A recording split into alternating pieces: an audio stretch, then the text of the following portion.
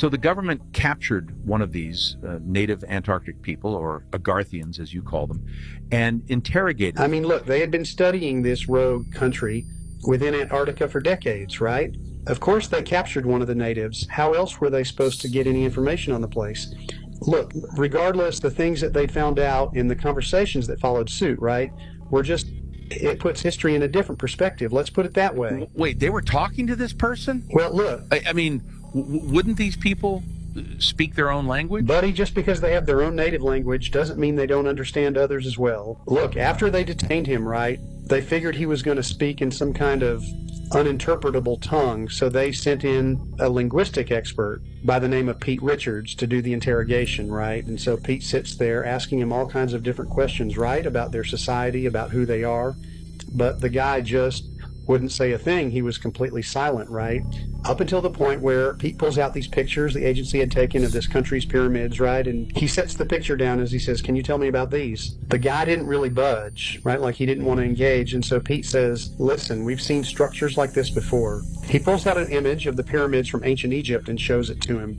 And for the first time, the guy's expression just completely shifts, right? Like he was seeing something that he'd somehow seen before. And as he's staring at the image, he goes, "Second." Pete's just shocked this guy had finally spoke, right? And as he's just staring at him, a higher-up agent in the room quickly says, "Pete, what the hell's that mean?" And with a kind of just wide-eyed, shocked expression of disbelief, Pete says, "It's Egyptian. It means old friend." This man says he was exiled from a land beyond the ice wall. Check this out, y'all. Exiled from a land beyond the ice wall, and our realm is a prison. Definitely different looking, y'all. Hi guys, welcome back to our channel. In case you're new here, my name is Maren. And I'm Maureen. Right, so we came across a very interesting video on TikTok that sent us into, what can I say? A wild goose chase, right? Something like that. Right, we found something called Agarthias, yeah? A city called Agarthias. I don't know how many of you have heard about this, but this is that situation where you're talking about this world has a lot of things, some still unexplored, some known to man and some not, yeah? Right, and in this case, we ask ourselves, should any Tom, Dick and Harry come and say Agarthias exists and the people of Agarthias are this and that? Should we believe them or should we ask for evidence? Furthermore, how sure are we that this evidence is real evidence? Being that there are rich people out there who create situations, narrative situations for us to believe, and some of it are just that. Right, and furthermore, these Agarthias allegedly had a hand in building the pyramids, and to which I'm saying that sometimes seeing history through a white man's lens can be very tricky, because here in Africa, we know that Egyptians were the ones who built the pyramid. And Egyptians weren't as white as these Agarthians, no man, you know. But they weren't guys, white like that. Yeah, but guys, I know Agarthias, if you've not heard of it, it's something that you can Google about. But before you do that, let's watch what we've prepared for you, and then we come back and talk about it. And also, let us know your thoughts and opinion on this episode. And then we'll come back and talk about this, keeping in mind that there were supposed to be African-American aliens that were supposed to have landed by now in America. But we are still waiting. Let's watch. These Antarctic colonies, Antarcticians, have countries inside the continent? Antarctic countries? You don't get it yet, do you? Antarctica's twice the size of Europe. Most people think the government's keeping us out, buddy. The natives are keeping them out. Why do you think we've only explored 15% of the place, despite our first expedition being in the 1800s? Because after the peace treaty, that's all they allowed us to have. Listen, their mainland kingdom is in the epicenter of the continent, a country to them known as Agarthia, amongst a vast village of wealthy, working-class citizens, right? Think of it almost like the capital, riddled with free energy pyramids, okay? These people are on ancient Egyptian levels of scientific ability. I mean, look, the place is gorgeous, okay? They built this city through a cryostructural engineering process. Think of it like ice welding, right? Now, outside of Agarthia, there are these neighboring countries, right? These kind of breakaway civilizations, some who fled the capital, others kind of formed in the earlier days alongside the capital, right? Mostly poorer countries, all of which just form this kind of multi-country dynamic amongst these Antarctic humans, right? Within the unseen depths of Antarctica. Gonna just say this is a joke for entertainment for my safety buddy. Now this will give you shivers. Today I learned that this American explorer and military official allegedly came into contact with a lost civilization in Antarctica while out on a mission named Operation High Jump. But this wasn't just any civilization. This was a civilization in Hollow Earth. Now if you didn't know, for thousands of years, people from all across the world have been writing legends about Agartha, the underground city. Now during Operation High Jump, which was the largest mission to Antarctica to date and lasted around 6 to 8 months, Richard Byrd wrote in his private journal about a mysterious land beyond the North Pole, which he called the center of the great unknown. It is rumored that when Admiral Byrd's task force got to Antarctica, one of the first things that they discovered was an entrance into a hollow earth civilization that was populated by very advanced beings. Now, just like all of his previous expeditions, he would always document all of his experiences and discoveries in his private journal. And according to what he wrote in this journal, the government ordered Byrd to remain silent for what he witnessed during his Antarctic assignment. And here is some of what he wrote. I've just attended a staff meeting at the Pentagon. I've stated fully my discovery and the message from the master. The president has been advised. I am now detained for several hours. I am interviewed intently by top security forces and a medical team. It was an ordeal. I am placed under strict control via the national security provisions of this United States of America. I am ordered to remain silent in regard to all that I have learned on the behalf of humanity. Incredible. I am reminded that I am a military man and must obey orders. Admiral Richard Byrd died in his sleep of a heart ailment at the age of 68 without ever sharing any more evidence to the world that what he witnessed was true. So this country in Antarctica, What about it? how long has it been there? Why doesn't anybody know about this? Buddy, Agarthia is at least 10,000 years old. Look, when we first encountered the continent, they were already there, right? There's really no definitive way to measure how long they've existed, but look, obviously the highest ranking intelligence authorities are well aware of this place, okay? And the restrictive Antarctic treaties are the reason nobody else is. Look, the Agarthians, they don't want us in. They live within a city built on inconceivably complex architecture, okay, pyramid-based energy systems that are reminiscent of ancient Egypt. Look, things we don't understand. We do believe that they have trade routes which lead through and beyond the ice wall, okay, connecting them to civilizations far out into the depths of the unknown lands, right? They are the bridge to a world which we have been closed off from, okay? They control the entire goddamn parameter of the ice wall. We've been studying them for decades to the best of our abilities, but it wasn't enough, and so, well, the CIA did the unthinkable, right? They captured a native Agarthian. So guys, welcome back. Let us know what you think about this whole episode we just played here. One important thing I have to say is that, as I said in the introduction, there's a lot of stories out there, and people normally suspect that there's life beyond the wall. Life beyond the wall and life beyond the planet Earth that we are normally told of. And people normally wonder, if you move past the farthest Points or that we've been given as the marker of the ending of the earth, what are you likely to find out there? Because we have movies that have put in our brains that aliens exist and there are aliens out there, things are known to us, right? And so watching the clips we showed you, there's a man who was supposedly outcasted and was sent beyond the walls, and beyond the walls it's the earth that we know it as it is. And he says the earth that we know it as it is like a prison for us, because here on earth this is very, very bad environment, and it has pollution compared to where he's coming from, which is beyond the wall in Antarctica or whatever it is, beyond the ice wall he's coming from. So according to him, the land he's coming from is not polluted and it is very, very beautiful. So we have this one person who's claiming to be coming from the land beyond. Do we have evidence? Do we have DNA testing on his blood to prove that he's coming? Because, you know, as I say, right now we shouldn't just believe any Tom, Dick and Harry if they come forward to say this and that, because what evidence is there that this man is not from a Hollywood movie setup that has been dressed this certain? You know, we are humans, we have to question, you know. Being that Hollywood can produce a whole movie of that a shows real you alien, like very scary. What is to say this is not just a created illusion that has been brought forth for what purpose exactly? We have to ask ourselves, for what purpose? Right, because yes, I do believe there is something beyond the wall, but for you to bring us something beyond the wall and say this is what is beyond the wall, how sure are we that this is exactly what is beyond the wall without you bringing us video evidence, DNA testing and stuff like that, you know? Because one thing I'm asking myself is, white people have managed to literally colonize every corner of the world, from India to Asia to Africa to wherever it is they colonized. But how come they've never colonized this one place they claim has a very beautiful city? Because white people are drawn to beautiful places. They like to explore. Right. You know, another thing, to answer your question, Maureen, I feel like also it could be possible, should this be true, it could be possible. You know why Ethiopia and Libya were never colonized? When you look at reasons why, there's a lot of hindrances for colonizers to make it possible to colonize the place. So if all of this is true, that could also be something to consider. But I also want to ask you guys, what do you believe about this? Because let's go back to the interview that we started playing when we were starting this episode. There's that old white man who was talking about the very first person who was able to translate the language Agathians use.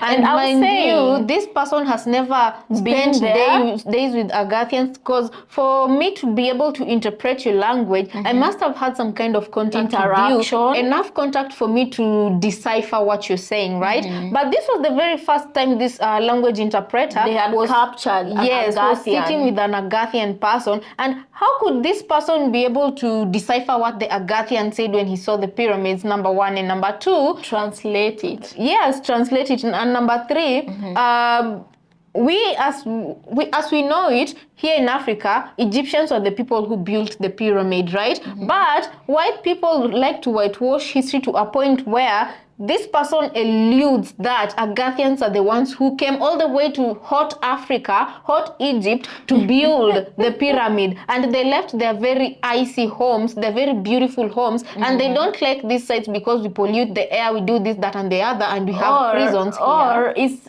Okay, according to that interview, that is how we understood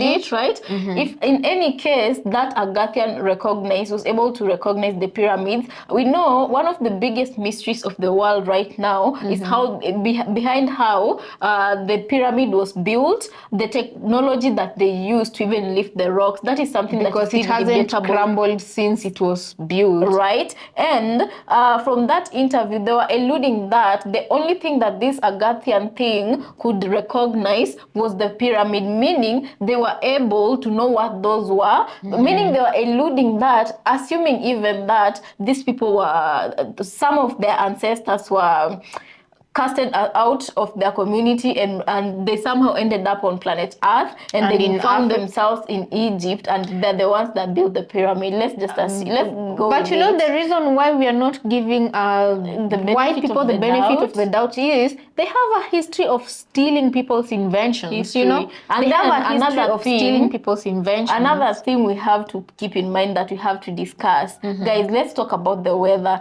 Even up to date, we know of cases where even some Africans who are used to hot weather, they go to America and they die because of... Yeah, some have been unalived by the weather because they can't take the harsh conditions, the cold conditions of the countries that they move to, you know. So can you imagine an Agathian, assuming this place exists, who is used to living in the deepest, coldest part of the earth, very cold weather.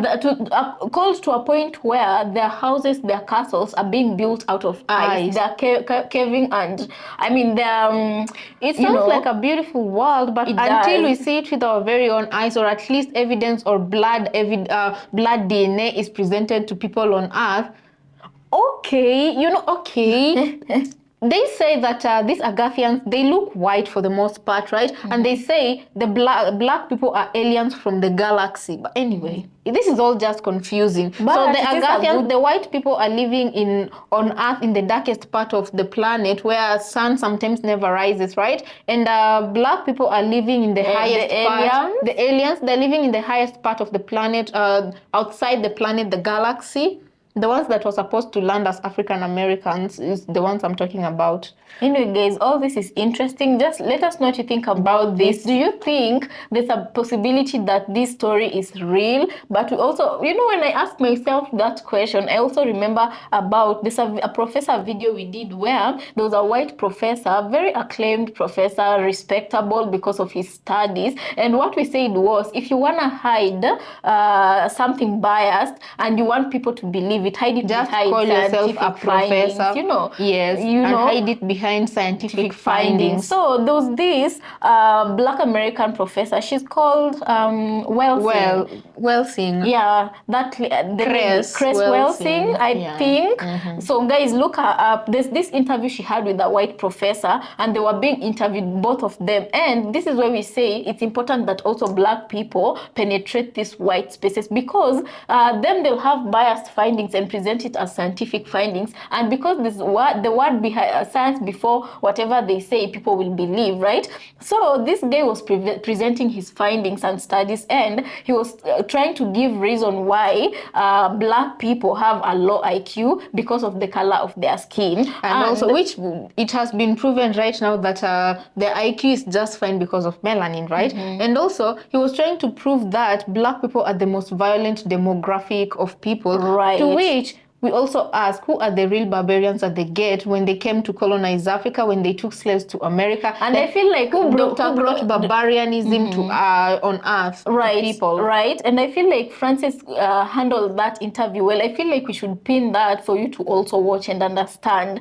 And when you look at such interviews, it really makes you question these findings that are brought forward in the name scientific right? evidence. Right? This guy was literally in the interview, he was fumbling through his words when Dr. Francis was telling him, show us your evidence, and he couldn't even talk and stand in his truth and say this and this and this and this led to this and this finding. Instead, he kept on bringing, they say confuse them until you, if you can't convince them, confuse them. And so he was the trying motto to confuse the audience and Dr. Francis. Only that, Dr. Francis came with evidence, you know. Yeah, and before he met Dr. Francis, this acclaimed professor used to go to universities confusing the hell out of everybody, giving speeches like he was preaching the word of God, you know.